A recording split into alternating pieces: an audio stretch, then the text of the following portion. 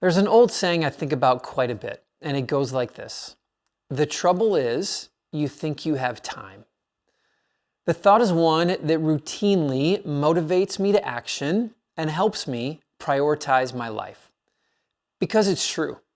Our priorities often get misplaced specifically because we think we have more time than we actually do. It's easy to forget the value of every day, especially in a world of constant distraction.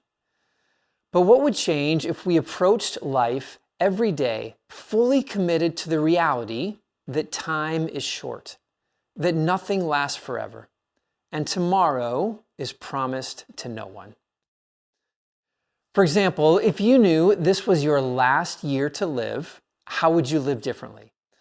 Now, I don't ask this question as a downer, but as a clarifying thought to help us focus on what truly matters. Take some time to legitimately answer the question. In our daily routine, it's easy to get lost in the details and forget the larger picture. When we do, we spend time and chase after things that in the grand scheme of things hold little significance. And that is why this question can be so powerfully reframing, and why our hearts and minds resonate with the question every time we hear it. It reshapes and refines our perspective almost immediately. If this were your last year to live, would you concern yourself with material possessions? Or would you focus on legacy, relationships, and making meaningful experiences and memories with the ones you love?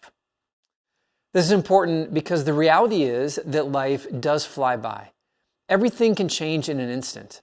Milestones come and go, children grow up, people move, jobs and careers end, our bodies slow down, and before we know it, we're all left wondering, did I live well?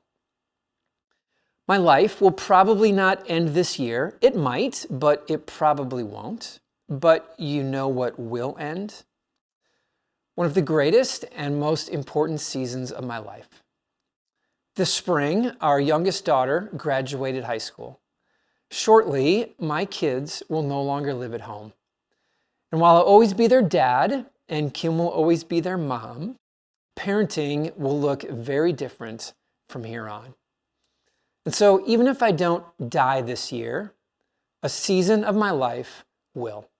And I'm left with only the question, did I live this season well? If you knew this was your last year to live, how would you live differently? It is a powerfully important question that we need to ask ourselves frequently, because it might be truer than we think. And it always helps us refine our pursuits and our passions. For example, if this were your last year to live, would you redo your countertops? Oh, sure, keeping up with all the changing trends can be fun, and redoing the kitchen might raise the resale value of your home. But if you had only 1 year to live, would the visual appeal of your home to a potential future buyer really be the thing you wanted to spend your time and money on? Would you buy a brand new car? Maybe you really would need a more reliable car to get you through your last year. But in making that choice, my guess is that you'd find great truth in Harvey Mackay's words, if you can afford a fancy car, you can make more of an impact driving an ordinary one.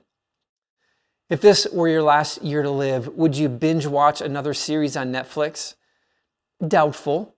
Time spent playing mobile games or binge watching shows would quickly become recognized as wasted time. And likely you'd try to replace those hours with healthy conversations. Would you spend more time at the office? Again, hard work is commendable, but when it robs us of our health or time with family, it's worth reassessing our priorities. If this were your last year to live, would you chase after the latest gadgets? In a world where technology is constantly evolving, it's tempting to chase after the latest device or every tech development. But if you had just 1 year left to live, I wonder how much we'd pursue human connection and interaction instead. Would you obsess over your social media status? Social media can consume vast amounts of our time. And it's true that I've seen lots of people post on social media updating the final days or weeks of a loved one's life, but I don't recall any examples of people spending their final days on social media. Something tells me there are more important matters on the top of their mind. If this were your last year, would you engage in unnecessary arguments? Disagreements and conflicts are part of life, but how many of them truly matter? If we had just 1 year to live, how many of those conflicts would be viewed as foolish or petty, especially compared to harmony, love, and understanding? If you had just 1 year to live, would you put off apologies or reconciliations? Probably not. Knowing our time is limited would underscore the importance of mending fences. Holding on to pride or resentment often seems pointless when faced with the finite nature of life. Now, of course, it is wise to consider the long term, saving for retirement, investing in career and personal growth, taking care of our health, strategizing long term are all good and worthwhile endeavors. I'm certainly not trying to argue against wise decisions and planning. But the important reminder today is that life is short, and that should encourage us to live every day with intention. The unpredictable nature of life is not a cause for fear, it is a call to action. So how do we respond? Well, it starts with small, intentional choices. Removing our lives of distractions, whether they be physical possessions, trivial entertainment, unnecessary commitments, or even the unquenchable pursuit of money, frees up space and energy to engage in the things that truly enrich our lives. If this were your last year, you would likely prioritize relationships, pursue your passions, dedicate yourself to activities that bring meaning, and give generously by sharing your time, resources, and talents with those you desire to bless. And those are all things we can do every day, regardless of how many days remain in our lives.